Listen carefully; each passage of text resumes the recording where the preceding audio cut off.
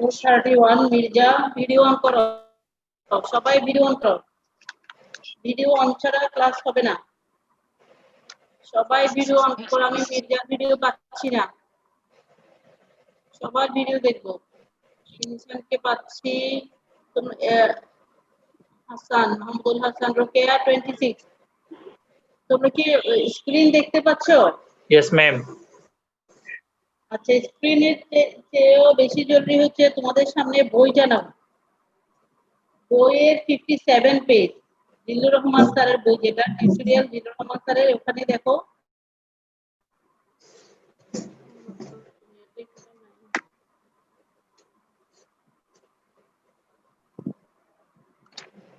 ওখানে দেখো, ওখানে প্রথমে আসে উন্ড। স্যারের বইটা থেকে আমি এখান থেকে পড়ে বুঝাবো। তুমি প্রথমে আসো wound. What is wound? Wound হচ্ছে maybe defined as a breach in the superficial tissue continuum. আমাদের যে টিস্যুর কন্টিনিউয়াস যে টিস্যু লেয়ারটা আছে, দেখো স্কিনের ক্ষেত্রে কিন্তু কন্টিনিউয়াস, প্রত্যেকটা টিস্যুতে কিন্তু একটা কন্টিনিউয়াস লেয়ার আছে। সেটাতে যদি কোনো ব্রিচ হয় সেটাকে বলা হয় একটা উন্ড। তাহলে উন্ড ডিফাইন্ড এজ এ ব্রিচ, ব্রিচ মানে ভেঙে যাওয়া, ব্রিচ ইন দ্য সুপারফিশিয়াল টিস্যু কন্টিনাম। এই উন্ডটা আবার বিভিন্ন ভাবে আমরা ক্লাসিফাই করতে পারি। যেমন এখানে যে ক্লাসিফিকেশনটা দিয়েছে, clean wound, contaminated, infected wound, infection আছে কি নাই তার উপর নির্ভর করে দিয়েছে। এছাড়াও যদি আমরা বলি সুপারফিশিয়াল উন্ড এবং ডিপ উন্ড, এটা কিভাবে করছি, এটা যে কতটুকু টিস্যু ডেস্ট্রয় হলো সেটার উপর নির্ভর করলে, লস অফ টিস্যু, সেটার উপর নির্ভর করে আমরা বলতে পারি সুপারফিশিয়াল উন্ড। আর একটা হচ্ছে ডিপ উন্ড। সুপারফিশিয়াল উন্ড শুধুমাত্র সুপারফিশিয়াল লেয়ারটা যাবে, ডিপ উন্ডের হচ্ছে সুপারফিশিয়াল এবং সাথে সাবকিউটেনিয়াস টিস্যু সহ যদি যায় তখন তাকে বলা হয় হচ্ছে ডিপ উন্ড। আবার আরেকটা উন্ড শুনবা ইনসাইড উন্ড। এই যে এখানে যে ক্লিন উন্ড যেটা বলা হচ্ছে সেটাকে বলা হয় incised wound. Incised, INCISED, incised wound. Sharp cutting wound মানে শার্প একটা কাটিং দিয়ে যদি প্লেন ওয়াইজ কোনো শার্প একটা নাইফ দিয়ে যদি প্লেন ওয়াইজ, যে আমি এখন ধরো সিজার করবো, LSCS করবো, তখন আমি একটা কিন্তু একটা প্লেন ওয়াইজ একটা কি দেওয়া হয়, একটা উন্ড করা হয়। একটা যখন ইনসিশন দেওয়ার জন্য সার্জিক্যালি কোনো সার্জারি করার সময় কিন্তু তাকে কাটা হয়, তার এটা কিন্তু সেই টাইপের উন্ডকে বলা হয় যেখানে শুধুমাত্র সুপারফিশিয়াল টিস্যুটা লস হয়, সেটাকে বলা হচ্ছে ইনসাইজড উন্ড। তাহলে সুপারফিশিয়াল অর ইনসাইজ এর একটা উন্ডকে আমি বিভিন্ন ভাবে বলতে পারি। ক্লিন উন্ড, যেমন এখানে বলেছে কন্টামিনেটেড, যেখানে ক্লিন না কন্টামিনেশন হয়ে গেছে সেটা হচ্ছে কন্টামিনেটেড উন্ড। এছাড়া ইনফেক্টেড উন্ড এইভাবে বলেছে। এছাড়া আমরা বলতে পারি ইনসাইজড উন্ড, ল্যাসারেটেড উন্ড। তাহলে আমি দুইটা কথা বললাম, incised wound, lacerated wound. Incised wound হচ্ছে one type of clean wound, loss of superficial tissue. আর ল্যাসারেটেড হচ্ছে এখানে এটা কিন্তু ক্লিন না, এটা কন্টামিনেটেড উন্ড এবং এখানে ডিপার টিস্যু কিন্তু লস হবে। সুপারফিশিয়াল তো আছে, সাথে ডিপার টিস্যু লস হবে, সেটা হচ্ছে ল্যাসারেটেড উন্ড। যেমন রোড ট্রাফিক অ্যাক্সিডেন্ট, কোথায় কিভাবে চলে যাচ্ছে কোনো ঠিক নাই, যে একদম প্ল্যান ওয়াইজ, সিস্টেম ওয়াইজ তার কিন্তু কাটা হয়নি, তাহলে সেটাকে বলা হয় ল্যাসারেটেড উন্ড। তাহলে এই উন্ডটা আমি কেন পড়াচ্ছি, এই উন্ড যখন হয় তখন কিন্তু টিস্যুর একটা রিঅ্যাকশন হতে হবে সেটা রিপেয়ার হওয়ার জন্য। টিস্যুটাকে আবার এটার একটা রিপেয়ারের ব্যাপার আছে। তাহলে আজকে আমাদের টপিকটা হচ্ছে টিস্যু রিপেয়ার এবং হিলিং। আমরা এতদিন পর্যন্ত টিস্যুকে ইনজুরি করলাম, আবার এখনো একটা ইনজুরি হচ্ছে টিস্যু, যেখানে উন্ড তৈরি হচ্ছে। এখানে টিস্যুটা আসলে কিভাবে রিপেয়ার এবং হিলিং করে, তাহলে what is repair, what is healing. এর পরবর্তী কোশ্চেনটা হচ্ছে what is repair and what is healing. দেখো তোমাদের বইতে আছে রিপেয়ার, সামটাইমস কল্ড হিলিং। তাহলে রিপেয়ার এবং হিলিং হচ্ছে ইন্টারচেঞ্জেবল ওয়ার্ড, এটাকে আমি রিপেয়ারও বলতে পারি, হিলিংও বলতে পারি। refers to the restoration of the tissue architecture and function after an injury. এই ডেফিনেশনটা তোমার মাথায় থাকতে হবে, কিন্তু এটা তোমাকে বললে হবে না। কারণ কিভাবে তখন পরবর্তী কোয়েশ্চেন হবে, তুমি আর্কিটেকচার টিস্যু আর্কিটেকচার রেস্টোরেশন করবা, রেখে দিবা কিভাবে, সেই কথাগুলো এখানে নাই। পরবর্তী ডেফিনেশনটা তোমাদেরকে বলতে হবে। Repair or healing is the replacement of destroyed cell or tissue by proliferation of the viable cell, either by similar cell or by fibrosis and scar formation. তাহলে কি বলছে দেখো, প্রথম কথাটা যেটা আমার মাথায়, রিপেয়ার এবং হিলিং কথাটা বলার সাথে সাথে কিন্তু আমরা কি বুঝি, আমরা বুঝি যে কোন একটা টিস্যু যদি ইনজুরি হয়ে যায়, তখন সেটার আফটার অ্যান ইনজুরির পরে সেই টিস্যুর আর্কিটেকচার এবং ফাংশনটা রেস্টোর করার জন্য যে প্রসেস, সেটাই হচ্ছে রিপেয়ার। এটা সবাই জানে, এটাই কিন্তু রিপেয়ার। তোমাকে ডেফিনেশন বলতে হবে প্যাথোলজিতে, নিচে ডেফিনেশনটা কিভাবে সে রিপেয়ার করে। কারণ আমি বারবার বলেছি, ডেফিনেশন যখন করবে তখন তোমাকে ক্যারেক্টারাইজড বাই, কি ক্যারেক্টারিস্টিক এই ডেফিনেশনে আছে, কিভাবে সে করছে সেই কথাটাই বলতে হবে। দেখো ক্যারেক্টারিস্টিক কি এখানে, আমি রিপ্লেসমেন্ট করব ডেস্ট্রয়েড সেল অর টিস্যুকে by proliferation of the viable cell, যে সেলগুলো ভাইবেল আছে তাদেরকে proliferation-এর মাধ্যমে হবে, অথবা কিভাবে proliferation হবে, এই ভাইবেল সেলগুলো সিমিলার সেল দিয়ে হতে পারে, অথবা ফাইব্রোসিস এবং স্কার ফর্মেশনের মাধ্যমে। দেখো রিপেয়ারের দুইটা প্রসেস, একটা হচ্ছে রিজেনারেশন আর একটা হচ্ছে কানেকটিভ টিস্যু। এই যে সিমিলার সেল দিয়ে যেটা হচ্ছে সেটাকে বলা হয় রিজেনারেশন, আর যদি সিমিলার সেল না, আলাদা সেল ফাইব্রোব্লাস্ট এসে proliferation করছে, সেটা হচ্ছে ফাইব্রোসিস এবং স্কার ফর্মেশনের মাধ্যমে যদি হয়, তখন সেটাকে বলা হচ্ছে কি বলছে, connective tissue deposition or scar formation. তাহলে আমাদের রিপেয়ারের দুইটা প্রসেস, একটা রিজেনারেশন আর একটা হচ্ছে স্কার ফর্মেশন। তাহলে রিজেনারেশন মানে হচ্ছে রিজেনারেশন রিপেয়ারের একটা পার্ট, যেটা আমি same type of viable cell দিয়ে সিমিলার, যেটা similar tissue by similar type of viable cell দিয়ে যদি আমি এটাকে রেস্টোর করে দিই, ডেস্ট্রয়েড সেলটাকে, তখন তাকে বলা হবে রিজেনারেশন। তার আগে একটু আমাদেরকে আসলে জানতে হবে, এই যে রিজেনারেশন ভাইয়েবল সেল, আমাদের আর কিরকম সেলগুলো আছে।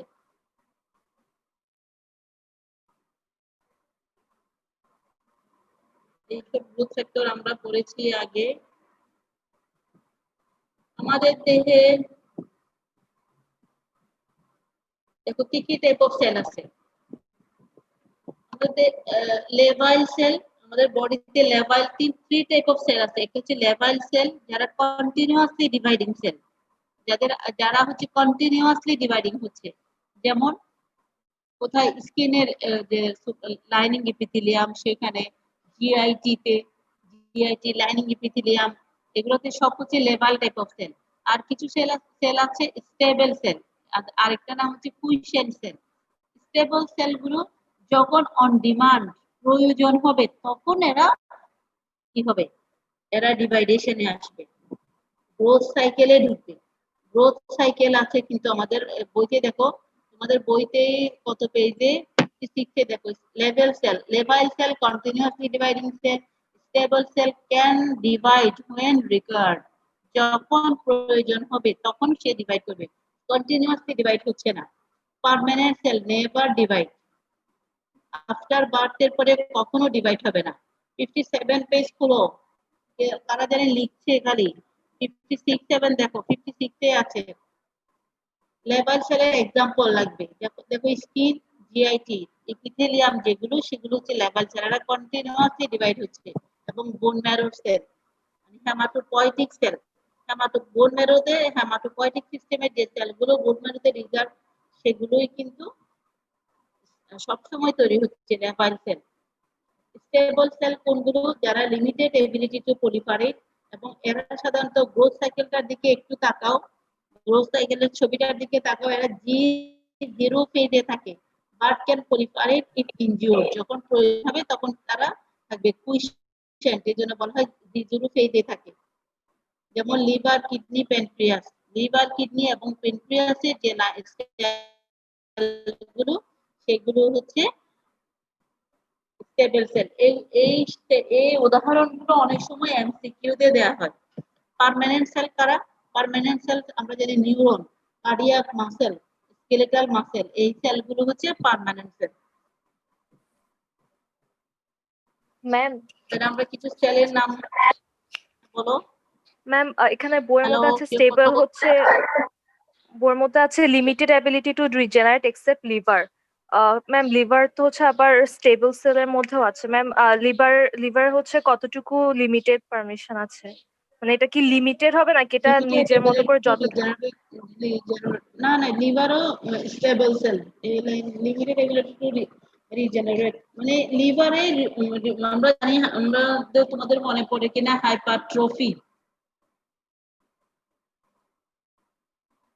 ফিজিওলজিক্যাল হাইপারট্রফি, প্যাথোলজিক্যাল হাইপারট্রফি যখন পড়েছিলাম, সেখানে যদি হেপাটেক্টমি করে ফেলা হয়, পার্শিয়াল হেপাটেক্টমি, কিন্তু আবার কি হয়, ওই সেল, যে সেলগুলো সেখানে প্রলিফারেট হয়, নেফ্রেক্টমি, কিডনিতেও কিন্তু কি হতে পারে, যদি আমরা কিডনিও কি করে, যে কিডনিতে যদি পার্শিয়াল নেফ্রেক্টমি করা হয়, তাহলে আর যে সেলগুলো আছে সেখান থেকে কিন্তু প্রলিফারেটেড হয়ে অন ডিমান্ড প্রয়োজন হলে এরা কি করতে পারে,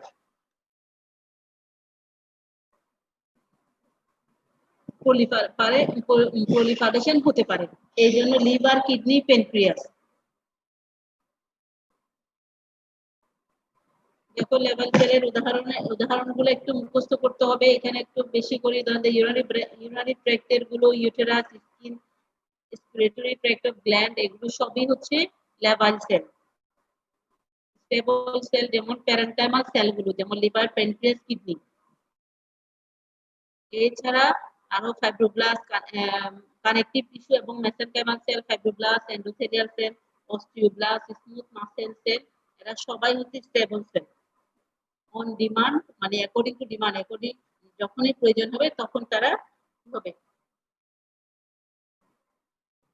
প্রলিফারেট করবে। আর এরা হচ্ছে নন ডিভাইডিং সেল। এই তিনটা হচ্ছে neuron, cardiac muscle, skeletal muscle, এরা হচ্ছে নন ডিভাইডিং সেল। আর একটু এই ব্যাপারগুলো একটু জানতে হয়, যেমন প্লুরিপোটেন্ট, আমরা স্টেম সেল যেগুলাকে বলি stem cell, pluripotent stem cell থেকে আসলে কিভাবে সেলগুলো তৈরি হয়, এগুলো তোমরা এমব্রায়োলজিতে পড়ে এসছো। প্রথমে তাকে প্লুরিপোটেন্ট স্টেম সেল, প্লুরি মানে সে বিভিন্ন লাইনে সেল তৈরি করতে পারবে, বিভিন্ন লিনিয়েজে, যে প্লুরিপোটেন্ট স্টেম সেল থেকে। আমরা আবার রিপেয়ারে চলে যাই। Displacement of destruction by connective tissue, it occur in repair. কোথায় কোথায় লাগবে, এটা আমরা রিপেয়ারের দুটো স্টেপ বলেছি। একটা রিপেয়ার হতে গেলে আসলে এইভাবে কাজ হতে হয়। প্রথমে acquisition of wound strength, wound মানে বললাম যে ব্রিজ হয়ে গেল, আলটিমেটলি একটা আমরা পাচ্ছি যেখানে ভাঙা অংশ, কন্টিনিউমটা লস হয়ে গেল, তাহলে প্রথমে কি করতে হয়, উন্ডটাতে কাছে আনতে হয়, acquisition of wound strength. Then wound contraction হয়, তারপরে সেখানে ফাইব্রোসিসটা হয়, ফাইব্রোব্লাস্ট, আমরা জানি কানেকটিভ টিস্যু একটা কম্পোনেন্ট হচ্ছে ফাইব্রোব্লাস্ট এবং কোলাজেন টিস্যু।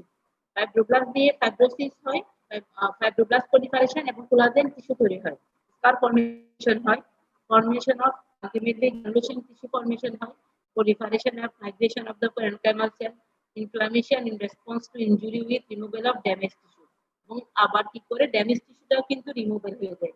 তাহলে এটা মোটামুটি রিপেয়ারের একটা কম্পোনেন্ট। রিপেয়ার হতে হলে এই জিনিসগুলো লাগে।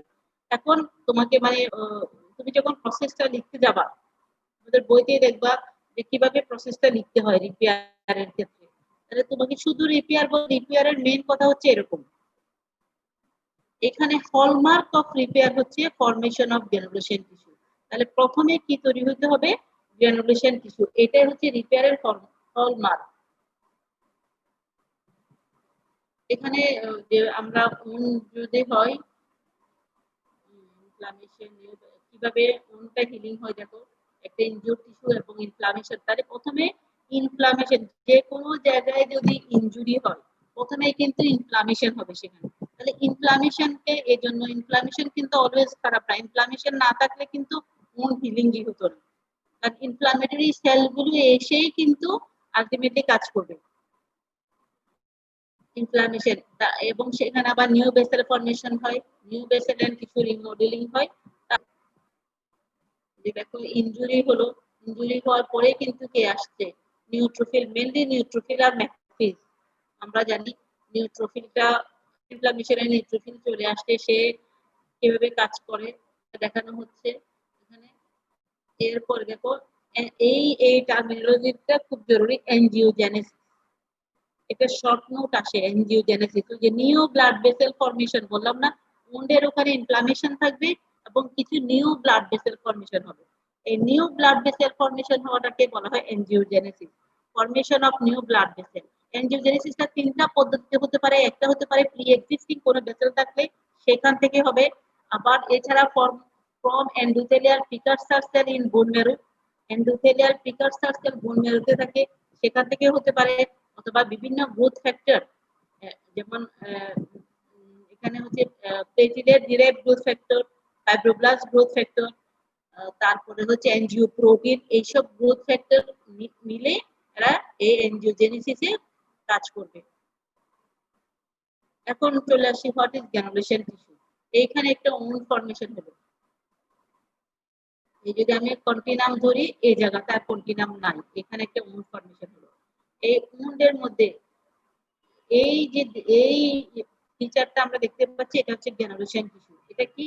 ইট is a specialized type of connective specialized type of tissue consisting of new form small blood vessel. ওই যে বললাম এনজিওজেনেসিস, সাথে কি থাকবে, ওই যে ওখানে তুমি দেখো আমরা এনজিওজেনেসিস এর ওখানে কিন্তু পড়েছি যে সে প্রি এক্সিস্টিং ভেসেল যেগুলো আছে সেখান থেকে তৈরি হচ্ছে, আবার কিন্তু ফাইব্রোব্লাস্ট বিভিন্ন রকমের গ্রোথ ফ্যাক্টর, যেমন ফাইব্রোব্লাস্ট ডিরাইভড গ্রোথ ফ্যাক্টর, তারা ফাইব্রোব্লাস্টকে প্রলিফারেশন করছে, তাহলে ফাইব্রোব্লাস্ট থাকবে এবং কিছু এক্সট্রাসেলুলার ম্যাট্রিক্স থাকবে ইন দা উন্ড। এটা দেখতে কিরকম হবে, পিঙ্ক, সফট এবং গ্রানুলার। গ্রানুলেশন টিস্যুর ডেফিনেশন আসে তখন বলতে হবে it is a pink soft granular tissue, pink soft granular specialized type of tissue which is composed of এগুলো যে small blood vessel, fibroblast, inflammatory সেলও কিন্তু থাকবে এখানে কিছু, এবং it is hallmark of healing. এই কথাটা মাস্ট বলতে হবে, it is a hallmark of healing.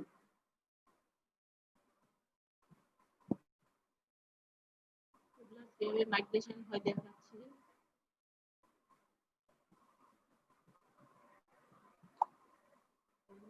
লাগবে না।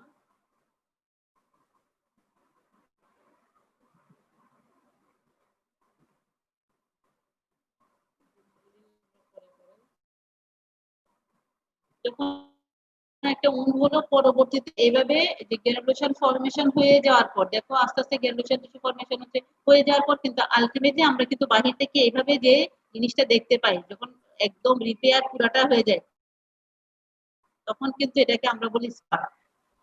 কি বলি? এই টার্মিনোলজিটা হচ্ছে স্কার, স্কার ফর্মেশন।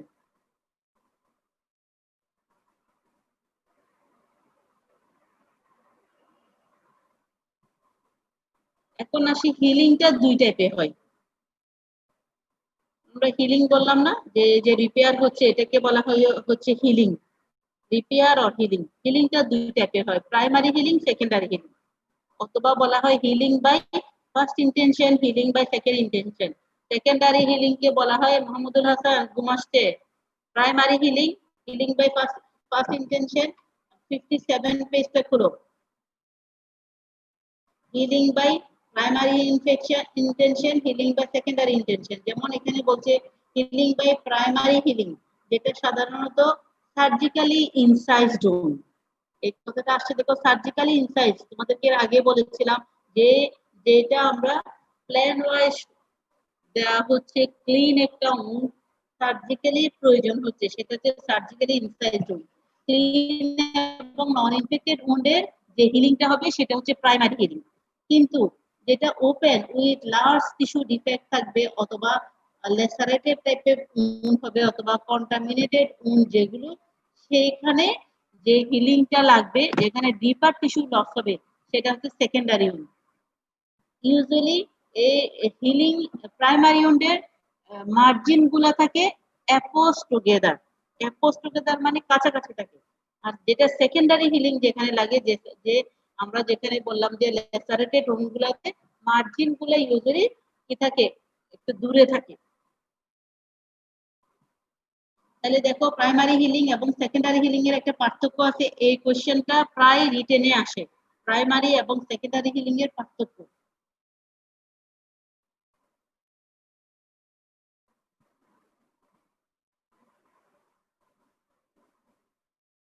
এখানে সবচেয়ে ইম্পর্টেন্ট যে কোশ্চেন সেটা হচ্ছে no wound contraction of surface epithelium. তাহলে সেকেন্ডারি প্রাইমারি হিলিং এ এবং সেকেন্ডারি হিলিং এর পদ্ধতিটা সেম, শুধুমাত্র কন্ট্রাকশনটা প্রয়োজন হবে কোথায়, কারণ যেখানে সেকেন্ডারি হিলিং হচ্ছে সেখানে মার্জিন গুলা দূরে থাকে, সেজন্য সেখানে একটা কন্ট্রাকশন দিয়ে মার্জিনটা এর কাছে আনতে হয়।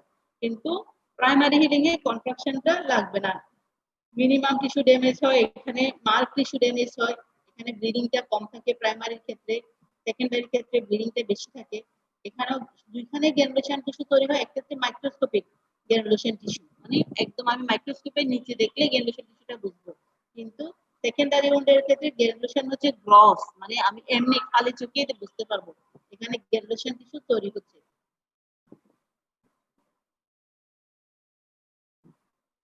উন্ড হিলিং এর যে ফেজ, কয়েকটা ফেজের নাম দেওয়া আছে। হিমোস্ট্যাসিস ইনফ্লামেশন প্রথমে হবে, রক্ত বন্ধ হবে, তারপরে ইনফ্লামেশন হবে, এরপরে প্রেসারেশন এন্ড রিমডেলিং। আমাদের এরপরে যে জিনিসটা আমাদের করতে হবে, ফিগারটার দিকে তাকাও। 58 healing by first intention, primary healing, এবং এর পাশে মেইন বইতে দেখবা সাথে কিন্তু সেকেন্ডারি হিলিংটাও আছে, মানে সেখানে একটা পয়েন্ট বেশি করে যোগ হবে, সেটা হচ্ছে কন্ট্রাকশন। মেইন হচ্ছে হিলিং এর ক্ষেত্রে, উন্ড হিলিং এর ক্ষেত্রে তোমাকে যদি প্রসেস লিখতে বলে, তোমাদেরকে এই ছবিটা দিয়ে এই কথাগুলাই লিখতে হবে। দেখো প্রথমে স্কেপ ফর্মেশন, নিউট্রোফিল আসলো, ক্লট ফর্মেশন হয়, তারপরে মাইটোসিস হতে থাকে, গ্রানুলেশন টিস্যু ফর্মেশন, ম্যাক্রোফেজ, এরপরে আসে ম্যাক্রোফেজ এবং ফাইব্রোব্লাস্ট। তাহলে প্রথমে 24 ঘন্টার মধ্যে আসে যে সে হচ্ছে নিউট্রোফিল, অ্যাকিউট ইনফ্লামেশনের সেল ট্রান্সপোর্ট। 3 থেকে 7 দিনের দিন, ডে ওয়াইজ বলতে হবে, 3 থেকে 7 দিনের দিন কে আসে, ম্যাক্রোফেজ আসে এবং ফাইব্রোব্লাস্ট এবং ম্যাক্রোফেজ আসার পরে এবং গ্রানুলেশন টিস্যু ফর্মেশন হয় এখানে। 3 to 7 ডেজ এর সময় গ্রানুলেশন টিস্যু ফর্মেশন হয়। এর আগে ছিল শর্ট ফর্মেশন এবং ইনফ্লামেশন। তারপরে আলটিমেটলি যখন কয়েক উইক চলে যায়, তখন কিন্তু আর গ্রানুলেশন টিস্যু নাই, ফাইব্রাস ইউনিয়ন হয়ে যায়। এটাকে বলা হবে স্কার ফর্মেশনটা। শুধুমাত্র ফিগারটা দিয়ে পাশে কয়েকটা পয়েন্ট লিখলেই চলবে। এবং তোমাদের এখানে দেখো proliferation সুন্দর করে দেওয়া আছে, proliferative phase occur fibroblasts now migrate into the wound and secrete collagen type 3 fiber। Collagen fibre সিক্রেশনের জন্য ফাইব্রোব্লাস্ট প্রয়োজন এবং একটা ভিটামিন প্রয়োজন। কোন ভিটামিন? কোলাজেন ফর্মেশনের জন্য একটা ভিটামিন প্রয়োজন হয়, সেই ভিটামিনের নাম কি? Vitamin C. Vitamin C. তাহলে দেখো তোমাদের বইতে সিকোয়েন্স অফ ইভেন্টস যেটা দেওয়া আছে 59 পেজের, এই এতটুকু লেখা, ওখান থেকে শর্ট করতে পারবা, ছবিটা এঁকে দিবা, তাহলে তোমার হিলিং এর অংশটা হয়ে যাবে। হিলিং এর যদি প্রসেসটা জিজ্ঞেস করা হয় বা রিটেন কোশ্চেনে আসে healing how wound healing is occur, এটাতে মেকানিজমটি দেওয়া আছে উন্ড হিলিং। এরপরে আমরা গ্রানুলেশন টিস্যু যা করলাম সেটা নিয়ে একটা বর্ণনা আছে, এখানে আমাদের অলরেডি বলা হয়ে গেছে, এখানে ডেফিনেশনটা দেওয়া আছে। New connective tissue and microscopic blood vessel that form on the surface of a wound during the healing process. এইভাবে কিন্তু মেইন বইতে নাই, মেইন বইতে দেওয়া আছে it is a pink granular pink, যে আমি যে দেখালাম, কম্পোজড অফ বা ক্যারেক্টারাইজড বাই, কি বলতে হবে, ইনফ্লামেটরি সেল, নিউলি ফর্ম বা ব্লাড ভেসেল এন্ড কি থাকবে, ফাইব্রোব্লাস্ট, কানেকটিভ টিস্যু, ফাইব্রোব্লাস্ট থাকবে। তাহলে মূল গ্রানুলেশন কম্পোজিশনে কি থাকবে, মেইনলি হচ্ছে নিউলি ফর্ম ব্লাড ভেসেল থাকবে, কিছু ইনফ্লামেটরি সেল থাকবে, আর আর কি লাগবে, যে সেলস অফ গ্রানুলেশন টিস্যু এখানে দেওয়া আছে, ফাইব্রোব্লাস্ট, মায়োফাইব্রোব্লাস্ট। আলটিমেটলি মায়োফাইব্রোব্লাস্টও কিন্তু থাকে। মায়োফাইব্রোব্লাস্ট, মায়ো মানে মেসেল, মাসেল থেকে আসে। দেখো গ্রানুলেশন টিস্যুটা এটা কিন্তু আমরা সবাই চিনি, একটু করে নিচ্ছি সবাই ব্যথা পেয়েছি, তারপর এরকম একটা ব্যথার ওই জায়গা থেকে দেখা যায় একটু রেডনেস এরকম থাকে। অনেক সময় এটা তোমাদের অস্পিতে এই কোশ্চেনটা থাকে, what is this granulation tissue এবং তার মাইক্রোস্কোপিক ফাইন্ডিং, অস্পিতে কোশ্চেনটা থাকে। পিকে 9 এর যে দুইটা ফিগার আছে। এখন আমাদের লাগবে কিছু ফ্যাক্টর।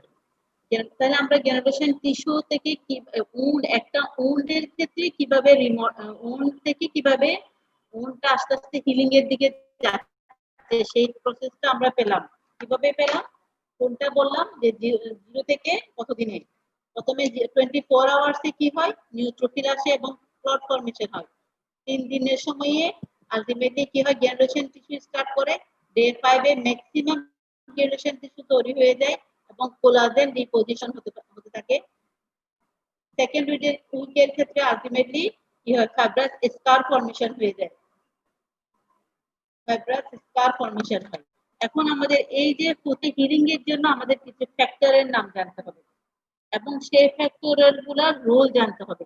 দেখা যায় তোমাদের যখন বলা হয় যে ফ্যাক্টরস এফেক্টিং উন্ড হিলিং, এখানে এফেক্টটা কি সেটা বলতে হবে। যেমন ভিটামিন সি, নিউট্রিশন, ভিটামিন নিউট্রিশনের ক্ষেত্রে তোমাদেরকে কিন্তু দু একটা পয়েন্ট লিখতে হবে যে যদি নিউট্রিশন থাকে, প্রোটিন এনার্জি ম্যালনিউট্রিশন থাকে, তাহলে ডিলেড হিলিং।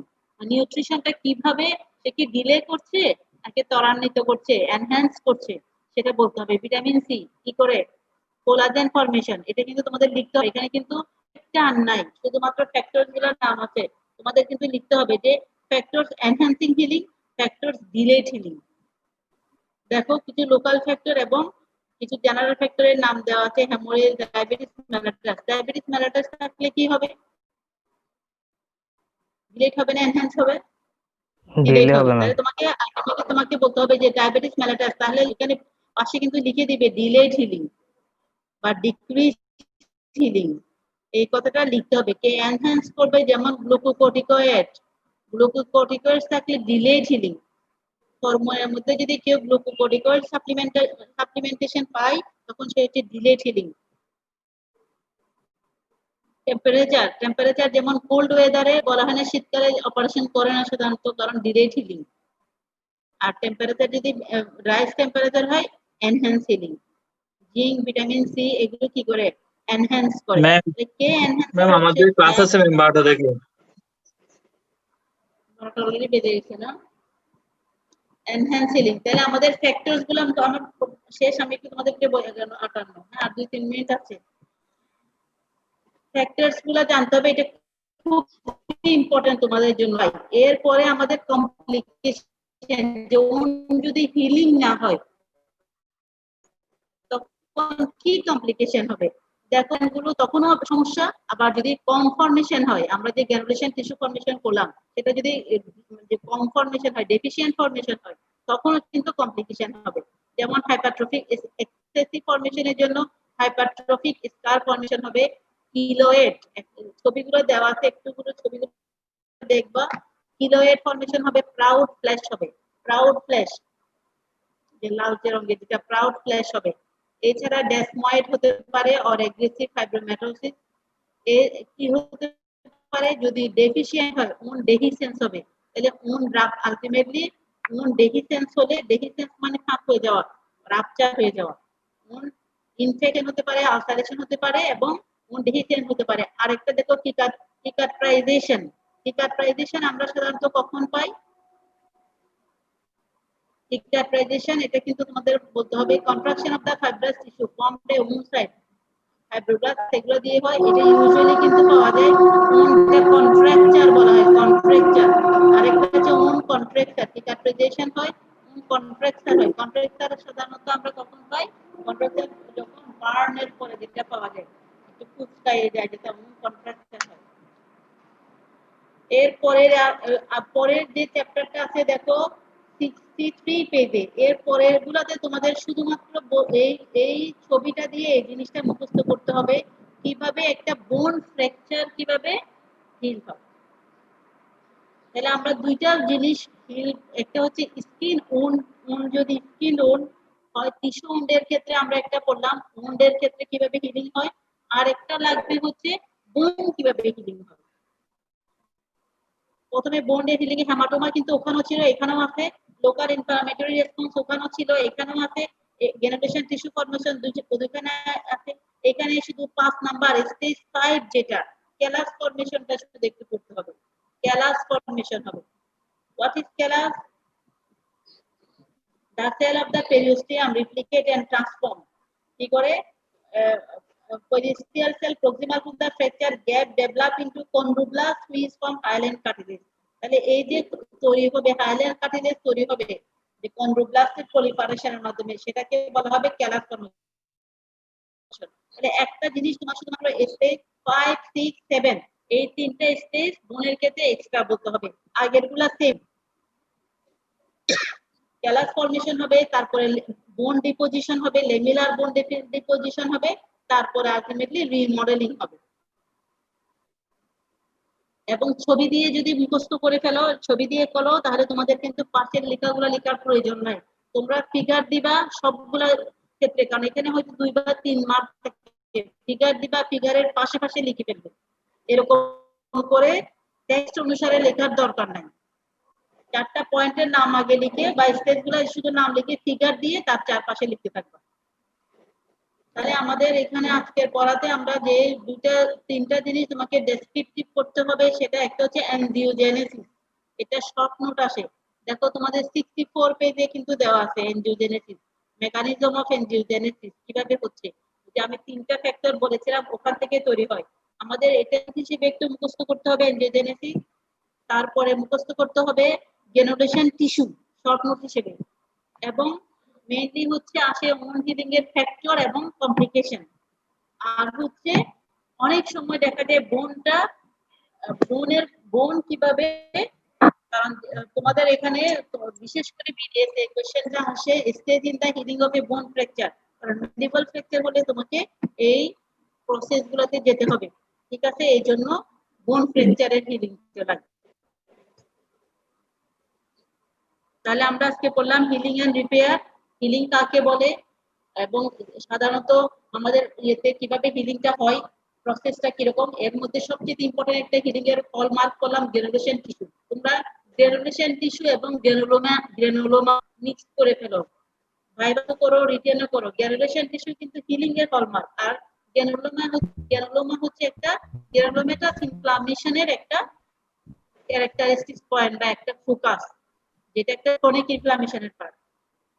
ঠিক আছে, তোমাদের এরপরে ক্লাস না, তাহলে আমরা মোটামুটি ইনফ্লামেশন এবং হিলিং শেষ করেছি। নেক্সটে আমরা চলে যাব হচ্ছে তোমাদের নেক্সট ক্লাসে কিন্তু আমাদের ডব্লিউবিসি, আমার সাথে তোমাদের যা ক্লাস হবে সেটা হচ্ছে ডব্লিউবিসি, জেনারেল প্যাথোলজির। সম্ভবত তোমাদের যেখানে যেখানে সমস্যা ছিল আমরা আজকে জেনারেল প্যাথোলজির অংশগুলো শেষ করলাম। এরপরে আমরা হেমাটোলজিতে চলে যাব। দীপা ম্যাডাম মনে হয় প্লেটলেট ডিসঅর্ডার ব্লিডিং স্টার্ট করবে, আমি ডব্লিউবিসি স্টার্ট করব, আরবিসি শেষ হয়েছে। Yes, ma'am. হ্যাঁ, কিছু বলবে? হ্যাঁ, জি ম্যাম, আমাদের ক্লাস শুরু হয়ে গেছে তো যেতে হবে। ক্লাস হ্যাঁ শেষ, ঠিক আছে। তোমরা নাও। Okay ma'am. ম্যাম পার্সেন্টেজটা আপনাকে হোয়াটসঅ্যাপে দিচ্ছি ম্যাম। হ্যাঁ, কিছু বলছো? পার্সেন্টেজটা হোয়াটসঅ্যাপে দিচ্ছি। এটাতে একই এতে তোমরা থাকবা, অ্যাড করার দরকার না নাই। না ম্যাম, না ম্যাম, এখানে না, আমরা তো একটা আইডি ঢুকবো। আরেকটাতে, আচ্ছা তাহলে লিভ